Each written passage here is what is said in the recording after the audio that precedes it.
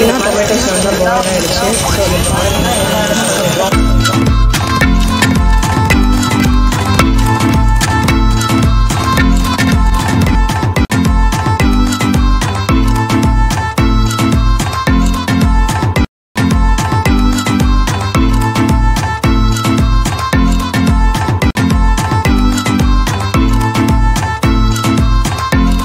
Welcome to Sophie kitchen. இன்னைக்கு என்ன செய்ய போகிறேன் பார்த்தீங்கன்னா, பிரெட் ஸ்லைஸ் வச்சு ஒரு பீட்சா மாதிரி செய்யலாம்.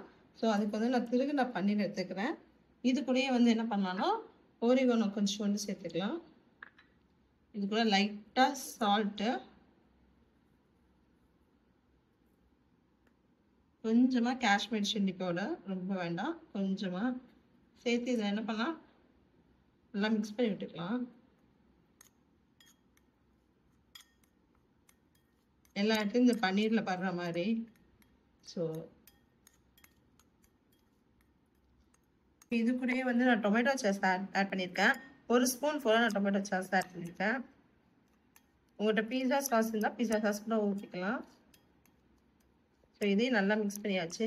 இப்போ நான் என்ன பண்ணுறேன்னா, இந்த பிரெட் ஸ்லைஸில் நான் ஏற்கனவே வந்து பட்டர் அப்ளை பண்ணி வச்சுருக்கேன்.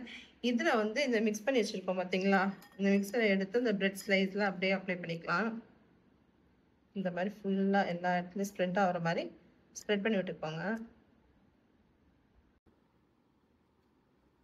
இப்போ இது மாதிரி சீஸ் போட்டுக்கலாம். எல்லா இடத்துலையுமே போட்டுக்கோங்க.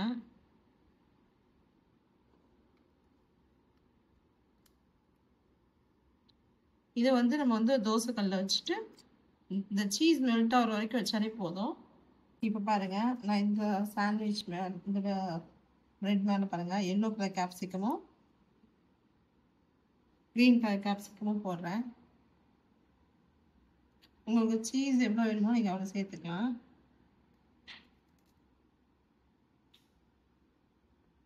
இது மேலே மறுபடியும் சீஸ் போட்டுக்கலாம்.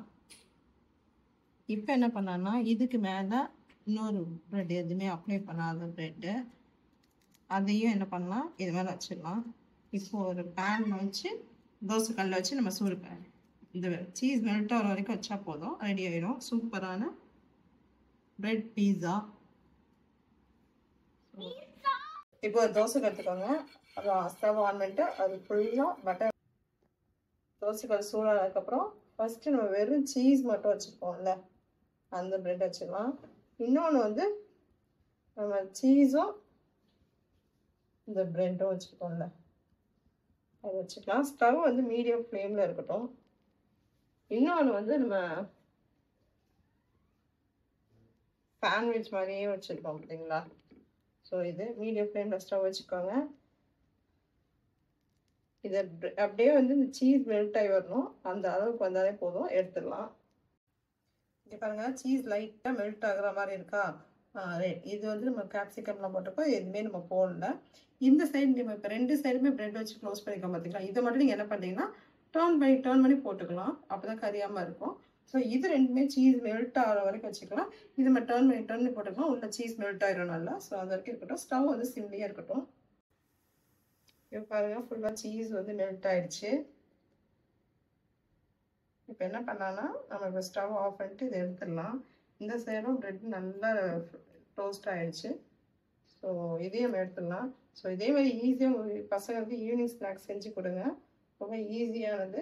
பன்னீரும் இப்படி நம்ம வந்து நல்லா திருக்கி போட்டதுனால பசங்க சாப்பிடவும் செஞ்சுவாங்க, கட் பண்ணி போடுறதோட நம்ம திருக்கி போட்டால். ஸோ இதேமாதிரி நீங்கள் கண்டிப்பாக செஞ்சு பாருங்கள். உங்களுக்கு எப்படி இருந்துச்சுன்னு சொல்லிட்டு எனக்கு லைக் பண்ணுங்கள், ஷேர் பண்ணுங்கள், கமெண்ட் பண்ணுங்கள், மறக்காமல் சப்ஸ்கிரைப் பண்ணுங்கள். பக்கத்தில் இருக்க பெல் ஐக்கானை கிளிக் பண்ணுங்கள், அப்போ நான் போகிற எல்லா வீடியோஸ்லையும் உங்களுக்கு வரும். சூப்பராக டோஸ்ட் ஆகிடுச்சு, நம்ம எடுத்துக்கலாம்.